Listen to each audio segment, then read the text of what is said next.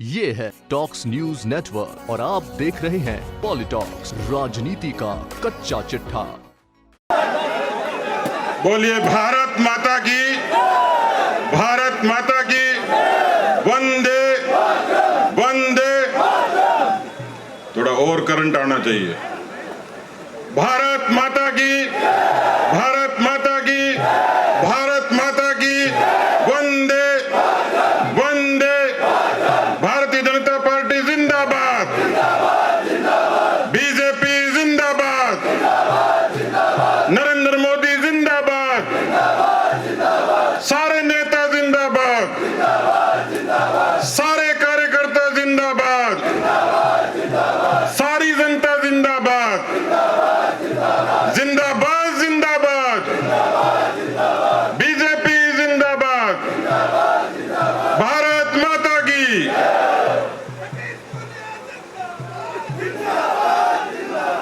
मैंने मेरा नारे के लिए थोड़ी कहा था,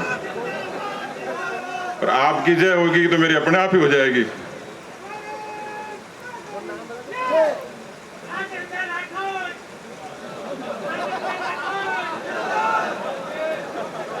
ये सरदार शहर के कमल नाई हैं और राजेंद्र जी के बहुत निकट हैं।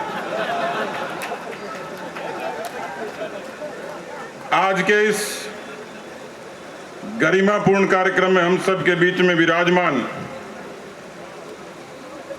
भारतीय जनता पार्टी के राष्ट्रीय सह संगठन मंत्री आदरणीय वी सतीश जी,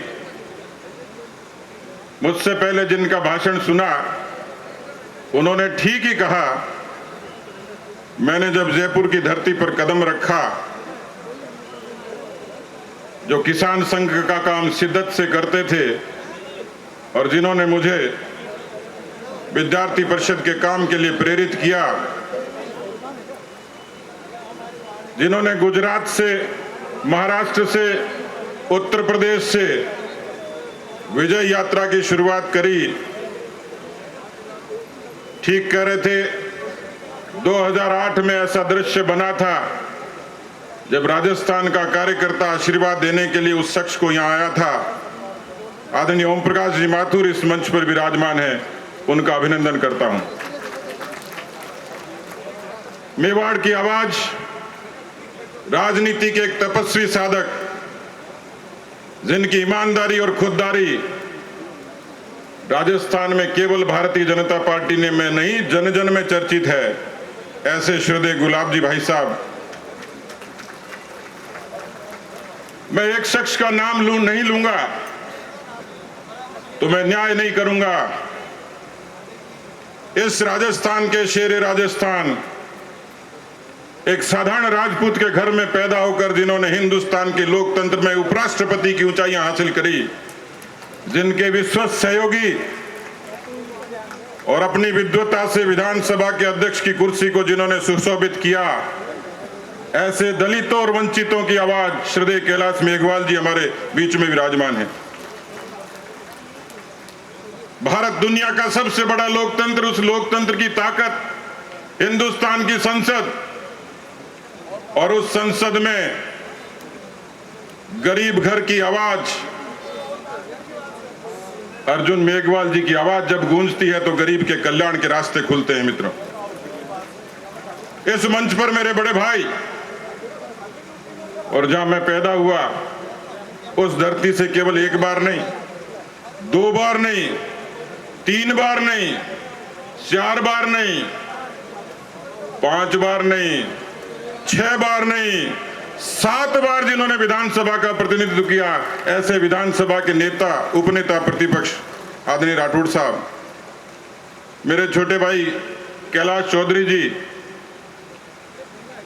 इस मंच पर मौजूद तो नहीं है, लेकिन उनकी उपस्थिति हमारे साथ है। मैं जब अध्यक्ष की घोषणा हुई तो जिनका सबसे पहले आशीर्वाद लिया वो आज भी मेरे सर पर हाथ रखने के लिए यहां आए हैं, कार्यालय में विराजे हैं, आदरणीय भंवरलाल शर्मा जी। जिनसे मिलने गया अध्यक्ष बनने के बाद, आयु हो गई, लेकिन कितना अद्भुत आशीर्वाद दिया हरिशंकर भाबड़ा जी ने। उनको जब ये बताया, बीमार थे, कि सतीश जी अध्यक्ष बन गए उनके बेटे सुरेंद्र ने, तो उन्होंने उनके दिमाग की सक्रियता देखिए, मुस्कुराते हुए कहा कि बहुत देर बाद बना। भाबड़ा जी की बात कर रहा हूं। उन्होंने काम करते हुए देखा। मंच पर मेरे बड़े भाई और जिनसे जयपुर में सबसे पहले वास्ता हुआ विद्यार्थी परिषद के काम को लेकर, ऐसे सम्मान्य अरुण चतुर्वेदी जी, विद्यार्थी परिषद के काम करते करते जो आसानी से चंदा दे सकते थे और बाद में प्रदेश के अध्यक्ष बने हमारे आदरणीय अशोक परनामी जी, उनका भी अभिनंदन करता हूं।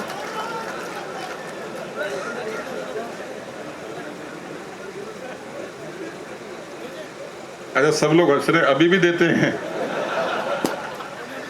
कोई कंजूसी नहीं करते, बड़े भाई की तरह उदारता से देते। 2100 रुपए थे, लेकिन उस समय बहुत होते थे। अब तो 21 लाख भी दे दें आप मांगो तो। आदरणीय ओंकार सिंह लखावत जी, जिनका जीवन और जिनकी वाणी, जिनकी लेखनी वास्तव में, जिन पर करणी माता की कृपा, जिनकी निष्ठा से जिन्होंने इस पार्टी को सींचा, ऐसे लखावत साहब। मैं एक व्यक्ति का जिक्र नहीं करूं तो भी बेअदबी होगी। आज विजयादशमी का दिन है। राम जी ने रावण पर विजय तो पाई थी, दुर्गा जी ने महिषासुर का वध किया ही था, लेकिन संगे शक्ति कलो युगे, इसी विजयादशमी के दिन भारत के उस सामाजिक अंधकार को दूर करने के लिए एक ऐसे वैचारिक राष्ट्रवादी संगठन का जन्म हुआ और उस संगठन की परंपरा से, उस प्रचारक परंपरा से, पूर्णकालिक परंपरा से समाज के अनेक क्षेत्र में काम करने वाले खूब लोग हैं। लेकिन बहुत कम समय में राजस्थान में भारतीय जनता पार्टी को जिन्होंने अपने परिश्रम से बूथ तक खड़ा करने का प्रण लिया है, संकल्प लिया है, ऐसे हमारे संगठन महामंत्री चंद्रशेखर जी। मंच पर जो लोग बैठे हैं वो खूबियों से भरे हुए हैं और मैं इन सब के सम्मान में शब्द व्यक्त करूं तो शाम हो जाएगी, रावण दहन का समय हो जाएगा। मैं इन सब को प्रणाम करता हूं। मैं देख रहा हूं कि इतनी बड़ी संत शक्ति जम्बो जी के धाम मुकाम से, करणी माता से, दादू द्वारे से, सालासर बालाजी से, खाटू श्याम जी से, केला मैया से, गोविंद जी ठाकुर गोविंद देव जी से, शीला माता से, इस राजस्थान के कण कण से, रामदेवरा से, सब जगह से ये संत शक्ति आशीर्वाद देने आई है। यहां पर उपस्थित सभी, मैं देख रहा हूं कि सम्मानित सांसदगण, विधायकगण, पार्टी के सभी सम्मानित नेतागण, उपस्थित कार्यकर्ता बहनों और भाइयों, आदरणीय ओम जी भाई साहब ठीक ही कह रहे थे। मैं एक साधारण किसान के घर में पैदा हुआ, विद्यार्थी परिषद के कार्यकर्ता के रूप में अपना जीवन शुरू किया, युवा मोर्चे की एक लंबी यात्रा तय करी। आज तो दृश्य बदलता हुआ दिखता है। मैं खुशनसीब भी हूं कि मुझे 3 पीढ़ियों का साथ मिलता है, लेकिन मैं पीछे मुड़कर जब देखता हूं तो रोडवेज की बस, रेलगाड़ी का टॉयलेट और बस स्टेशन पे अखबार बिछाकर सोना, वो भी याद आता है। मित्रों, कभी जीवन में कल्पना नहीं करी थी कि मैं दुनिया के सबसे बड़े राजनीतिक संगठन का, बहुत बड़े प्रदेश का, मुझे इतनी बड़ी जिम्मेवारी मिलेगी। लेकिन मित्रों, मैं ये मानता हूं, ये जिम्मेवारी किसी एक व्यक्ति की मेहरबानी से नहीं, किसी एक बिरादरी की मेहरबानी से नहीं, किसी एक नेता की मेहरबानी से नहीं। ये जिम्मेवारी यदि आपके इस भाई को, इस बेटे को, इस साथी कार्यकर्ता को मिली है तो उसके कारक आप सब लोग हो, जिन्होंने 37 वर्षों तक मुझे विद्यार्थी परिषद से लेकर आज तक काम करते हुए देखा है। इसलिए मैं इस जिम्मेवारी को आपके चरणों में ही निवेदन करता हूं। इस जिम्मेवारी को आपके चरणों में प्रणाम करते हुए स्वीकार करता हूं और इस संकल्प और भरोसे के साथ करता हूं। समय बदल रहा है, राजनीति के चरित्र पर उंगलियां उठती होंगी, लेकिन मैं गर्व से कह सकता हूं 37 वर्षों का जीवन बहुत लंबा होता है मित्रों। जिस परिवार ने मुझे संस्कार दिए, जिस संस्था ने मुझे संस्कार दिए, इसलिए मैं अभिमान के साथ कह सकता हूं, दुनिया में राजनीति और राजनीति के व्यक्तियों की चर्चा होती होगी, लेकिन कोई माई का लाल आज तक नहीं हुआ जिसने 37 वर्षों में इस भाई पर और बेटे पर उंगली उठाकर कोई बात करी होगी। ये मेरी ताकत नहीं, ये आप सबका स्नेह, आपका आशीर्वाद है। इसलिए इस मंच पर मैं याद करना चाहूंगा भारतीय जनसंघ और जनता पार्टी की उस परंपरा के विराट पुरुष स्वर्गीय सुंदर सिंह भंडारी जी, शेरे राजस्थान स्वर्गीय भैरव सिंह शेखावत जी, स्वर्गीय ललित किशोर चतुर्वेदी जी, स्वर्गीय रघुवीर सिंह कौशल जी, स्वर्गीय रामदास अग्रवाल जी, स्वर्गीय के गोयल साहब, हरि कुमार औदित्य जी, ये तमाम लोग, मुझे सौभाग्य मिला उनके दर्शन करने का, उनसे सीखने का, उनसे प्रेरणा लेने का। और आज हमारे बीच में नहीं है जेपी माथुर साहब, लेकिन उन सब की आज वो स्वर्ग में भी सुनते होंगे, पार्टी का यह विराट रूप देखते होंगे, तो निश्चित रूप से उनको प्रसन्नता होती होगी।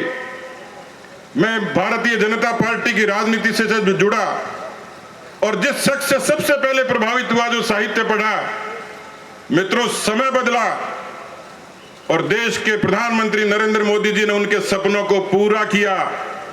मैं शिद्दत और श्रद्धा से याद करूंगा डॉक्टर श्यामा प्रसाद मुखर्जी को। दुनिया के इतिहास में कोई संगठन और संगठन का सरदार ऐसा नहीं हुआ जो अपनी पार्टी के एजेंडे के लिए जिसने बलिदान कर दिया हो, आहूत कर दिया हो। मित्रों, जिस दूसरे व्यक्ति से प्रभावित हुआ पंडित दीनदयाल उपाध्याय, यही तो हम सब कहते थे, सीखते थे, एक गरीब के घर से पैदा होकर ये सुनते थे कि कभी कोई रोशनी आएगी। गरीब के घर में रोशनी जलाने का विचार किसी ने अपनी जुबान और लेखनी से दिया। उस शख्स का नाम पंडित दीनदयाल उपाध्याय था, जिनकी शिक्षा और दीक्षा से हम लोग पले बढ़े। मित्रों, मैं तीसरे ऐसे शख्स जिन्होंने सबसे ज्यादा प्रभावित किया और आज उनकी पंक्तियां प्रासंगिक होती दिखती हैं। मेरे प्रभु, इतनी ऊंचाई कभी मत देना, गैरों को गले न लगा सकूं, ऐसी रुखाई कभी मत देना। स्वर्गीय अटल बिहारी वाजपेयी जी को मैं श्रद्धा से याद करूंगा। मित्रों, कार्यकर्ता साथियों, मेरे लिए एक ऐसे विराट पुरुष जिनका जमाना दीवाना है, और केवल जमाना नहीं, डोनाल्ड ट्रंप भी दीवाना है कि नहीं?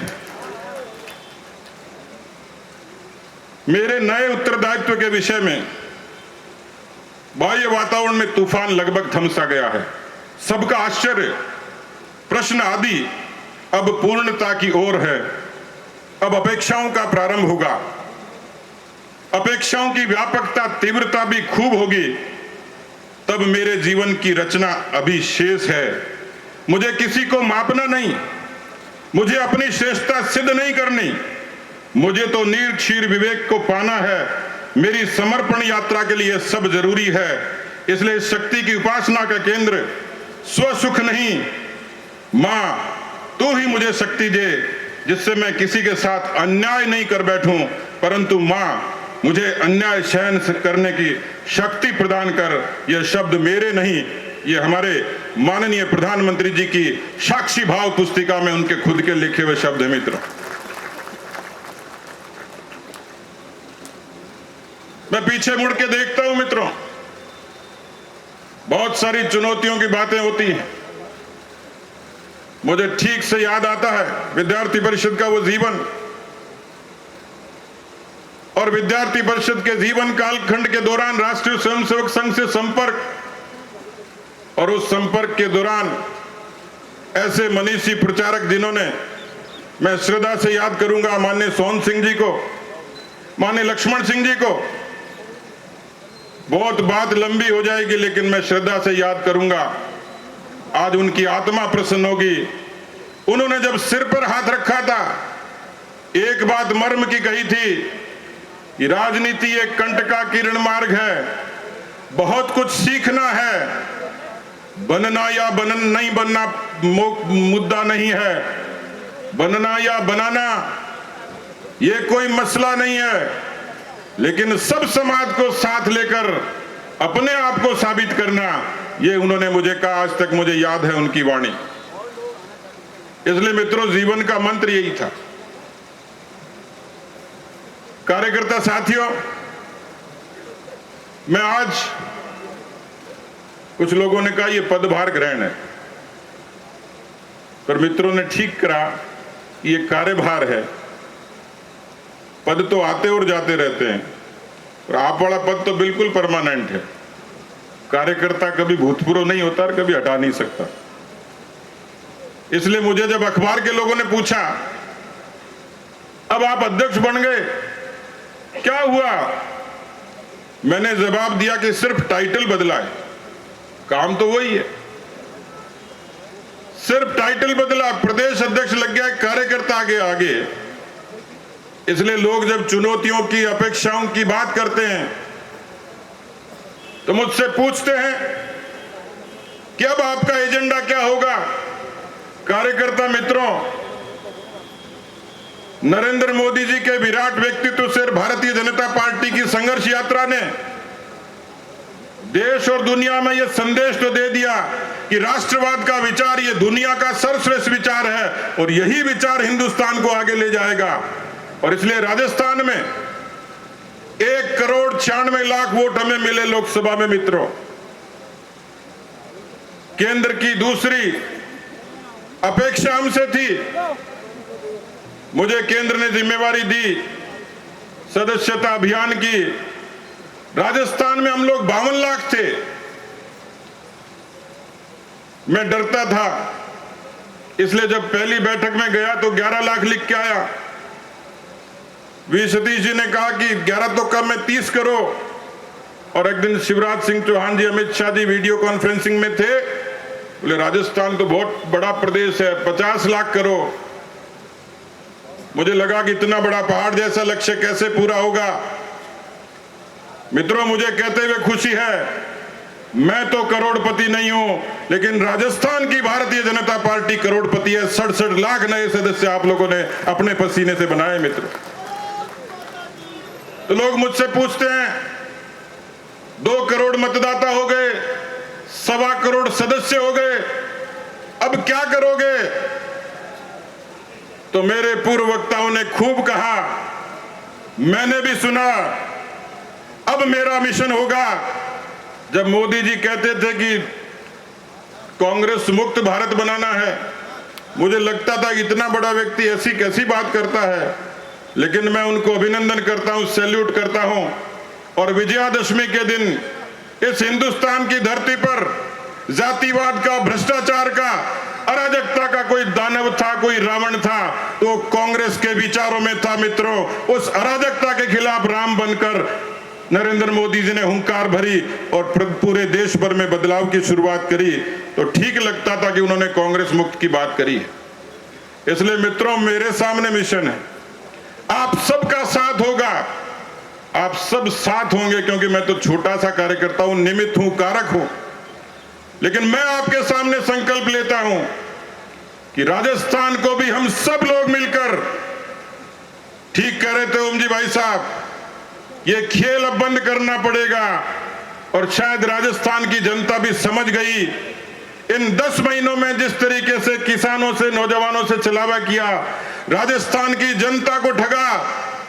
आमतौर पर सत्ता विरोधी रुझान 3 वर्ष में, 4 वर्ष में, 5 वर्ष में पैदा होते हैं। राजस्थान में तो अशोक गहलोत जी की कांग्रेस पार्टी से 10 महीनों में लोग उकता गए। अभी मैं झुंझुनू गया था, अर्जुन मेघवाल जी बचीड़ की बात कर रहे थे, नागौर की। झुंझुनू के लोग कह रहे थे गैल छुटाओ, पीछा छुटाओ। तो मैंने ये संकल्प लिया कि आप सब कार्यकर्ताओं की ताकत के बूते पर, नेताओं के आशीर्वाद से 2023 के बाद क्या होगा, राजस्थान कांग्रेस मुक्त होगा और भारतीय जनता पार्टी का अवैध किला कोई बनेगा तो राजस्थान बनेगा। अजय राजस्थान बनाएंगे, अजय भाजपा बनाएंगे। मित्रों, इस संकल्प के साथ आपके बीच में खड़ा हूं। मेरी बात लंबी नहीं हो जाए।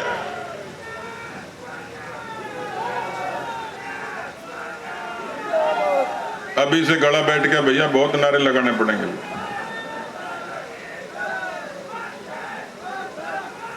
इस राजस्थान को कांग्रेस मुक्त बनाएंगे, बनाएंगे कि नहीं बनाएंगे? बनाएंगे कि नहीं बनाएंगे? जोर से बताओ, बनाएंगे कि नहीं बनाएंगे? तो फिर इतने कमजोर नारे क्यों भाई?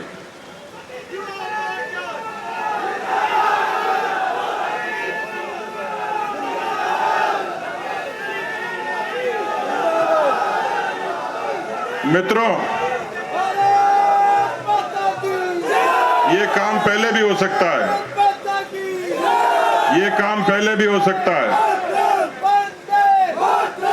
ये काम पहले भी हो सकता है।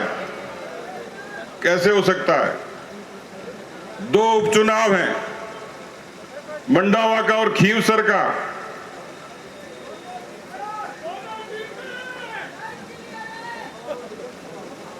इसलिए जीतेंगे कि आप सब लोग तो परिश्रम की पराकाष्ठा करोगे, क्योंकि अवसर है बदला लेने का। राजस्थान की जनता के साथ जो अन्याय हुआ, जो झूठ बोला गया, उस झूठ का प्रतिकार करने का पहला कोई अवसर है तो ये दोनों उपचुनाव हैं। मित्रों, मौका है।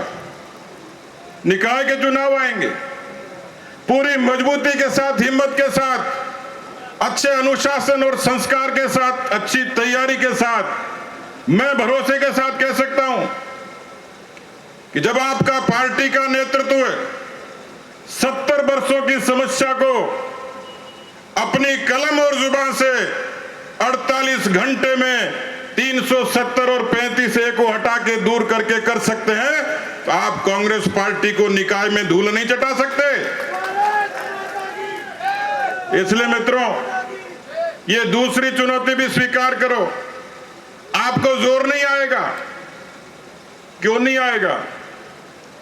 क्योंकि पूरी कांग्रेस पार्टी दिल्ली में तो मां और बेटे में बटी हुई है, यहां मुख्यमंत्री और उप मुख्यमंत्री में बटी हुई है, और नीचे के झगड़ों का मुझे कहने की आवश्यकता नहीं है, क्योंकि मुख्यमंत्री जी और कुछ कर रहे कि नहीं कर रहे, लेकिन अपने बेटे की बेरोजगारी दूर करने का इंतजाम जरूर कर रहे थे। मुझे अखबार के लोगों ने पूछा कि आपको क्या ऐतराज है, वो क्रिकेट के अध्यक्ष बन गए। मैंने कहा हमें ऐतराज है, इसका राज बताओ। मैं आज तो नहीं करूंगा, आज नहीं बोलूंगा, मौका आने पर बताऊंगा कि मुख्यमंत्री के बेटे आरसीए के अध्यक्ष क्यों बने। लेकिन मैंने अखबार के लोगों से पूछा कि वो क्रिकेट के ही क्यों बने, गुल्ली डंडा के क्यों नहीं बने, कबड्डी के क्यों नहीं बने, खो खो के क्यों नहीं बने, वॉलीबॉल के क्यों नहीं बने। इसलिए मित्रों, राज है। 6 बीएसपी के विधायकों की बैसाखी से सरकार बचाने की कोशिश करी तो अखबार के लोगों ने कहा कि सरकार मजबूत हो गई। मैंने कहा मजबूत नहीं हुई, कमजोरी थी, कमजोर हो गई। और ऐसी कमजोर सरकार को उपचुनाव में, निकाय चुनाव में धक्का दे दोगे तो आपका काम हो जाएगा जो आप चाहते हो। नहीं समझे? नहीं समझे? इसलिए मित्रों, मैं निवेदन करना चाहता हूं। मुझसे अखबार के लोगों ने पूछा कि आपका बाकी एजेंडा क्या है। मित्रों, मैं नीचे अपने विधानसभा क्षेत्र में घूमता हूं, ऐसी अभिनव योजनाएं केंद्र सरकार की, लेकिन राजस्थान की सरकार इसलिए रोड़े अटकाती है कि कहीं मोदी जी को श्रेय नहीं मिल जाए, बीजेपी को श्रेय नहीं मिल जाए। मुझे निकलने से पहले कागज हाथ में दिया, इकोनॉमिक वीकर सेक्शन के बच्चे अभी भी राजस्थान में परेशान हैं, कोई तौर तरीका इस्तेमाल नहीं किया जिसके कारण उस लाखों बच्चों को उसका लाभ मिल सके। इस राजस्थान की धरती पर जिस तरीके की अराजक सरकार आई, और मैं आंकड़ों में नहीं जाना चाहता, लेकिन लंबी फहरिस्त है। इस राजस्थान की धरती पर सबसे ज्यादा दलित अत्याचार कब हुए? तो इस अशोक गहलोत जी की 10 महीने की सरकार में हुए मित्रों। विकास के काम ठप हैं, केंद्र की योजनाओं को रोक रहे हैं। स्वर्गीय भैरव सिंह शेखावत जी ने राजस्थान को बीमारू से विकासशील प्रदेश बनाया। वसुंधरा जी के नेतृत्व में 2003 से 8 और 13 से 18 ये विकास की नई इबारत राजस्थान की धरती पर लिखी गई। कितने सारे काम हुए। लोग गौरव पथ को याद करते हैं, भामाशाह स्वास्थ्य बीमा योजना को याद करते हैं, अनेकों ऐसी अभिनव योजनाएं। इसलिए मैं अखबार के लोगों से कह रहा था, अब हमारा मिशन होगा कि राजनीति केवल नारों की नहीं होगी। मोदी जी की मंशा के अनुरूप राजनीति अब सरोकारों की होगी। एक एक बूथ पर बैठा हुआ कार्यकर्ता केवल नारे नहीं लगाएगा, केवल चुनावी और राजनीतिक कार्यकर्ता नहीं होगा, अपने बूथ पर किसी गरीब के आंसू पोंछने का काम भी कोई करेगा तो भारतीय जनता पार्टी का जांबाज कार्यकर्ता करेगा मित्रों। वो तमाम योजनाएं जिनका लाभ किसी गरीब को मिलना चाहिए, वो क्रियान्वित होती है या नहीं, इस बात की मॉनिटरिंग हमारा कार्यकर्ता करेगा मित्रों। मैं आप सब लोगों को एक बार फिर से बड़ी विनम्रता के साथ, बड़ी शिद्दत के साथ और संकल्प के साथ निवेदन करना चाहता हूं, क्योंकि मुझे ये कुर्सी, मुझे ये जिम्मेवारी, मुझे ये दायित्व मेरे अग्रज और जिनसे मैंने सीखा, वो मजदूर संघ में काम करते थे, मैं विद्यार्थी परिषद में काम करता था, जिनकी सादगी की चर्चा पूरे राजस्थान में होती है। मैंने उनका नाम इसलिए रखा हुआ था कि मैं अपने भाषण की समाप्ति पर दिल से उनको भावांजलि दूं। ऐसे स्वर्गीय मदन लाल सैनी जी मेरे अग्रज, उनसे बहुत सीखने का मुझे मौका मिला मित्रों। मैं आपसे निवेदन करना चाहता हूं मित्रों, यहां पर मुझे यह साफा बंधाया गया, मंच से बंधाया, आपकी इजाजत से बंधाया। लोग पूछते हैं कि राजनीति में क्या दोगे? मित्रों, मैं जो कुछ हूं उन सब संगठनों में जिनमें काम किया, जिनसे सीखा, आज उन सब लोगों की दुआएं और आशीर्वाद, आप सब लोग कार्यकर्ताओं की हिम्मत और ताकत मैं अपने भीतर महसूस करता हूं। और जब कोई किसी परिवार का मुखिया, उससे देने की कोई बात की जाती है, मैं तो वास्तव में इतना अभिभूत हूं, क्योंकि जिस जगह खड़ा हूं यहां से 350 किलोमीटर मेरा गांव है। जब पैदा हुआ था तो वहां रोशनी नहीं थी, कभी सोचा भी नहीं था। मेरे बाबा विचारनाथ की वो भूमि, वहां की वो यात्रा, यहां तक यदि पहुंचा हूं, आप सब लोगों के साथ से, सहयोग से पहुंचा हूं मित्रों। इसलिए जिन अपेक्षाओं का जिक्र किया, मुझे ये साफा मंच के तमाम लोगों ने बंधाया है। अनुज की तरह, छोटे भाई की तरह एक जिम्मेवारी मेरे सर पे रखी है। इस जिम्मेवारी को मैंने स्वीकार की है। और जब कोई पूछे कि आपको तो जिम्मेवारी दे दी, आप क्या करोगे, मैं तो कई बार सोचता हूं कि मुझसे कोई मेरी वसीयत लिखवाए, मेरी इच्छा पूछे, तो मुझसे तो पार्टी ने इतना सम्मान दे दिया, मेरे परिवार से लेकर, मेरे मित्रों से लेकर, कार्यकर्ताओं से लेकर, कि यदि कल भी जनाजा निकले तो भारतीय जनता पार्टी के दुरंगे और कमल के फूल के साथ निकले।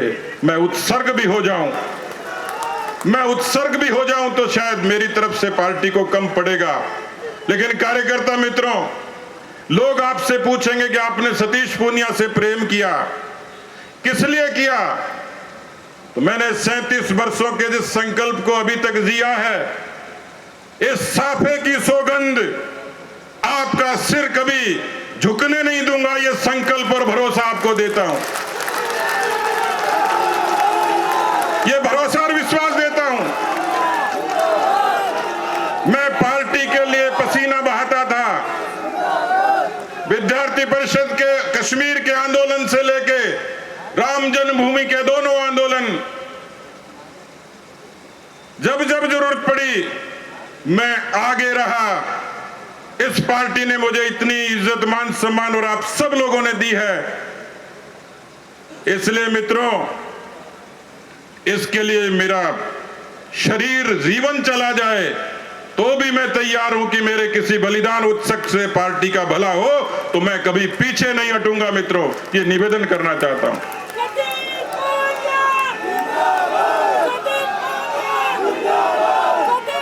मैं अपनी बात समाप्त करूंगा, लेकिन मैं आपको फिर से धन्यवाद नहीं दूंगा तो मेरे मन में तकलीफ होगी।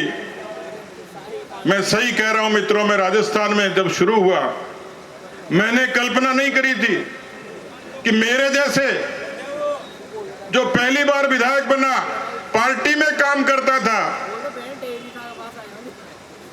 राजस्थान का कार्यकर्ता घंटों घंटों,